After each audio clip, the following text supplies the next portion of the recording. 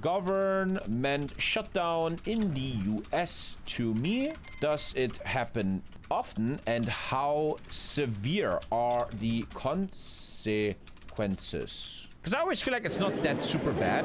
A government shutdown in the US happens when Congress fails to pass all the legislation to fund the federal government, since most federal agencies and programs require annual appropriation spending bills. If the deadline passes with a budget or temporary funding extension, the government shuts down. One thought I instantly have about this feels once again so American childish. Let me get some lo-fi in the background. I feel like a government should never shut down, especially if you're like one of the biggest countries in the world. It feels like in Germany, I could never imagine this. The government shutting down. Like, it feels so American again, right? Essential services continue, like the military, air traffic, border security, law enforcement, and other essential functions. Though many employees may work without immediate pay. Dude, imagine you have to like pay bills and these idiot rich people in the Congress can't figure this out. Non-essential services go on pause. Probably a lot of culture, huh? Federal employees are furloughed, temporarily sent home without pay. National parks close or scale back, routine government permitting slows, and some research and administrative tasks stop. How often was there shutdowns in the last 10 years? Active duty military and essential federal workers still work, but may see pay delayed. Social Security, Medicare, Medicaid continue since they're mandatory. The longer shutdown lasts, the more disruptive it becomes. How often does it happen? Shutdowns are relatively rare, but not unusual. I feel like it feels like this happens all the time. Since the 1970s, when current budgeting rules took effect, we have been 20 funding gaps. The many shutdowns were 1 or 2 days. So it's not that crazy. It's not like the world is ending, you know? The most famous ones are one under Clinton, one over Obama, and one over the wall funding. 35 days, longest in history. That doesn't sound very good for Trump, right? Trump had the lastest shutdown. This must have really hurt some people. Severity. The short shutdowns are mostly disrupted federal workers, but manageable. But longer shutdowns can delay tax refunds, loans, permits, cost billions in productivity, weaken confidence in government, hurt everyday people. Importantly, shutdowns don't reduce spending overall. Congress usually authorizes back pay for federal work afterwards. That doesn't sound very good for Trumpy boy if he had the longest shutdown, right? Doesn't sound that nice. Now at Capitol Hill, where the government has shut down for the first time in nearly 7 years. At midnight, the government ran. Imagine you're like an American, bro. How weird that must be. You're living a normal life. Everything's kind of normal. But then you open the news and the government shuts down and Trump is just incoherent. And the guy before was also fucking dement and everything is just insane, bro. Everything is just utterly insane. It must. I feel like as an American, you must be used to it at some point. You must be very used to this. Both sides are blaming the other, while millions of federal workers brace for what is a very uncertain future. What was the final chance to keep the government open failed tonight in the Senate. Majority Leader Thune and Minority Leader Schumer had this to say. Well, I know why we're doing this, Mr. President. The Democrats' far left base said jump. And Democrat leaders said how high. But the far left's determination to oppose anything President Trump has ever said or done is not a good reason for subjecting the American people to the pain of a government shutdown. It's natural that people understand that Donald Trump and the Republicans want to shut down and Democrats do not. We need to deal with this health care crisis now, not later. But the Republican bill fails to do that. I urge my Republican colleagues instead to join with us, work in good faith to keep the government open, keep costs down. Soon, huh? President Trump is threatening to fire federal workers and cut programs and benefits. He also said he can do things that are irreversible. Democrats rallied on Capitol Hill earlier today in a show of unity and demand. That the one true counter to Trump, the one true representative to Trump is Schumer is just insanity. Give it 1 sec here, we're getting the thing, and then I can literally go AFK with the thermonuclear bomb. I know it's a bit annoying, it's just, we gotta get this achievement out of the way, man. What a boomer government? Yeah, it's insane, man. Yeah, we're just safe now. We have 28 days here, okay. That Medicaid cuts like, this is the guy that's supposed to counter Trump, Republicans would rather shut down the government than protect the health care of the American people. And with the government shutdown now in effect, Jay O'Brien joins us from Capitol Hill. Jay, what happens now? Lindsay, it means the apparatus of the federal government slowly grinds America is great a halt. again, yeah. The longer a shutdown goes, the worse the effects become because money begins to dry up. For the nearly 4 million federal employees, it means that if the government shutdown continues to roll into the month of October, they will start. Imagine you don't, that's where it gets very serious. Imagine you don't get your pay. Because of these rich assholes. Missing That's paychecks. where it gets very serious, man. That's not where it's not a meme anymore. Is already going to be processed because it's money that was already set to go out this week. But then there's another paycheck that comes up for federal employees. We're talking about troops, their families, other federal employees in the middle of the month. And if the shutdown lasts until then, they will miss that crucial paycheck. There will be some employees that are told to come to work and still work without getting paid, and they will ultimately get back pay assuming the shutdown ends. Those are employees like TSA agents, air traffic controllers, people that do weather forecasting for the National Weather Service. And then other federal employees will be furloughed and told. By the way, sorry, I'm still learning. TommyKay News is... Nee. How did I do that? One sec. Didn't I TommyKay News? I'm still learning TommyKay News. I'm still learning. How did I do that? Not to show up to work. That will start to happen today in Washington, D.C., OMB says. Those employees will start to get their marching orders as of today. But as the shutdown grinds on, if it lasts for a certain chunk of time, money will start to dry up in key federal programs like SNAP, which is the Nutrition Assistance Program for lower-income Americans, like WIC, which is nutrition assistance for mothers and infants, and the list goes on. Social Security, Medicare, Medicaid, that will still be processed, but you could also... You won't argue, right, that these rich assholes from all sides, Democrats and Republicans, these people are very wealthy, they don't have real problems like the motherfucking rest of the normal citizens, that they will get their shit together to stop this, right? See delays there too the longer the shutdown rolls. It is a slow grinding, as I said, of the federal government to a halt that could be seriously detrimental for millions of Americans. And if history is any indication, any predictions here as far as how long a shutdown could go on? The longest shutdown in U.S. history was 35 days, Lindsay. That was in the first Trump administration. But right now, neither side is really close to a deal. As you heard earlier, Democrats are holding out. They want an extension of Obamacare tax credits. Republicans are accusing Democrats of holding a gun to the head, as the vice president said earlier, of the federal government to negotiate. Democrats have said, look, they want to negotiate with Republicans. Republicans have said, don't do that with the federal government in play. We'll negotiate at a later date. But it's really up to Democrats here. They feel right now that they have the political momentum to try to extract this concession on these Obamacare tax credits out of Republicans. They feel they have the political will, but the longer a shutdown grinds on, the question facing Democrats is just how democracy negotiators makes deals. Will they be willing for... I heavily disagree that if negotiations between them in a democracy lead to suffering, people not having their insurance, people not getting paid, stuff shutting down, I don't think that's how democracy should work, no. This to last. Jay O'Brien from Capitol Hill. Thanks so much, Jay. And not long before the shutdown, we caught up with most countries don't have these shutdowns. Kim. Quite sure. All right, let's just start here. Where do we go at this point? Right now, it is inevitable that we're going to have a shutdown in 3 hours, and that is an abdication of leadership. You know, that really falls upon President Trump, the leadership in the Senate and the House on the Republican side that control the gavel. So this is something where the American people are waking up, seeing the type of abdication of leadership and dereliction of duty. You know, I'm here at the Senate. We've been here all day. We've been trying to negotiate all week. But what I will say, who is not here are the people in the House of Representatives on the Republican side. Speaker Johnson sent them home, told them not to show up. So while those service members that you were just talking about, federal workers, are going to have to show up to work tomorrow and not get paid, these Republican members of Congress refuse to even show up to work and do... Is that true? They didn't even show up. Is that fucking true, man? Their job. That is why we're here today. You held a town hall tonight to talk with your constituents about the impacts of a shutdown. Tell us about that conversation. Yeah, right after the votes that we had in the Senate, I did a telephone town hall to reach across, all across New Jersey. We had over 6,000 people dial in to be able to listen to this. And what I heard from them was really powerful. People talking about, there was a woman named Lucinda who talked about the concerns that she has. She told me to hold the line because she cannot afford her health care. She would have to give it up if she's not able to continue to get the support for the ACA through the marketplace. I had a woman named Barbara who talked about the challenges that her family's facing, but she put it in that context saying that this is a challenge that people are hearing and facing all across America right now. This is real. You know, this is something that cannot be looked at as just some partisan power struggle, as a tug of war between political parties trying to see who they blame. Real lives are at stake.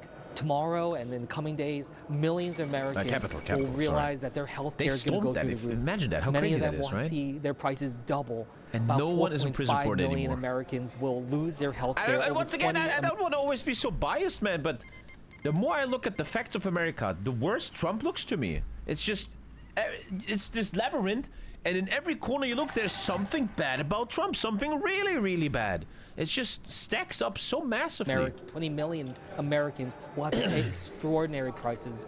This is a crisis of the Republicans making, and we have to do everything we can to solve it. We spoke to a Republican senator from West Virginia, Shelley Moore Capito, a few hours ago. We asked her if she was concerned about the cuts to the Affordable Care Act that Democrats are in part shutting down the government over. Let's take a listen to what she had to say. I'm absolutely Trump concerned. said in an interview once, I see nothing in the news. Send me something, bro. On November 1st, Send me something. when it comes to people getting their health care. And a lot of families are going to be looking at the increased costs and say, I can't afford that. I'm going to have to lower the type of coverage I get or get rid of it altogether and have to make some really tough choices. They cannot wait till Thanksgiving or the end of the year to be able to get that clarity. This is a crisis right now, and we have to respond to it. And that is what I just fail to see, how my colleagues can be so callous in the face of. I'd like to have more sources than that. 30 plus NATO fighters jets are airborne over the eastern flank this evening. Huge operation. Pretty shitty tweet, man. I feel like, what? Tell us more? I need Twitter so many again, unfortunately, challenges for TommyKay that News. Americans are facing with their loved ones or themselves to get care when they need it most. Just how concerned are you about the fact that the White House is threatening not to just furlough workers, but to fire them? Yeah, I mean, again, it just shows you just the extremism of what they're doing. And they're threatening to fire federal workers. They have already fired hundreds of thousands of federal workers. Their budget that they're trying to ram through would fire hundreds of thousands of federal workers. It is an attack upon our government and, frankly, our Constitution in terms of how we're trying to engage. And I say that as someone who worked as a career federal public servant in the civil service. I worked under both Republicans and Democrats in the White House. These are the people that are helping our government, helping our American people get the services that they need. And again, the idea that these service members and our government employees are showing up to work every day, even though they're not getting paid, while Speaker Johnson has given the Republicans in the House of Representatives a free vacation, while they are still getting paid, by the way, the president and the members of Congress get paid. Is that true?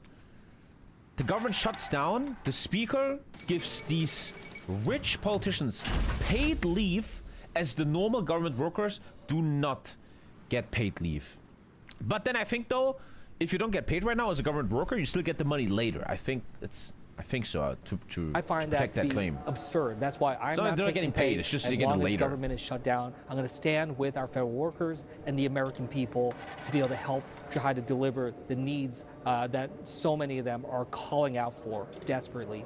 New Jersey Senator Andy Kim, we thank you so much for your time. I appreciate it. Nice guy. I'll vote for him.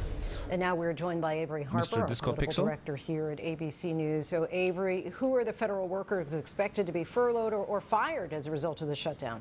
Right, so anyone who is not considered essential, so those workers who are not protecting life or federal property, can be furloughed or sent home without pay. I always say I believe in the universe sending me signs, and I think the signs are so overwhelming, I still don't listen to them, that I should be a full-time reaction streamer.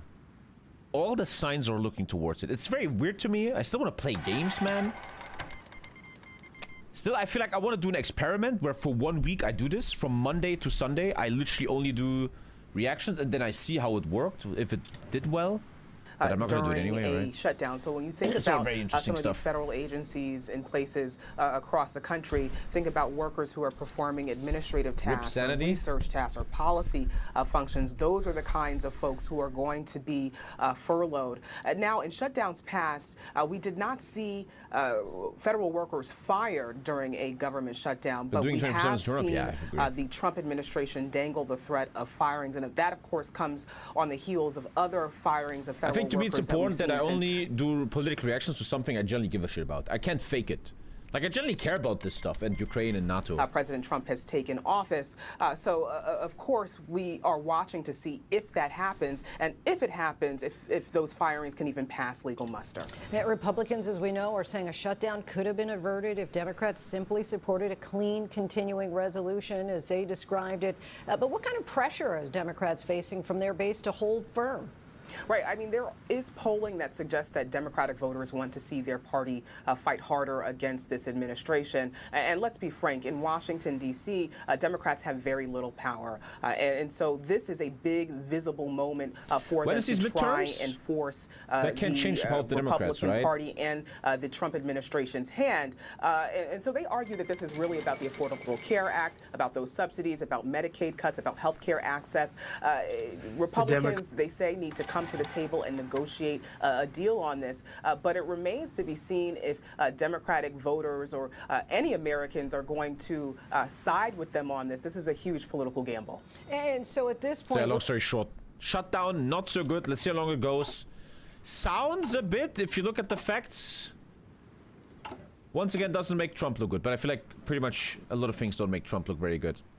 Check this from a speech. After this, I want to stop Americans. Fucking America. I want to focus a bit on NATO, Russia, Ukraine shit. Democrats run most of the cities that are in bad shape. We have many cities in great shape, too, by the way.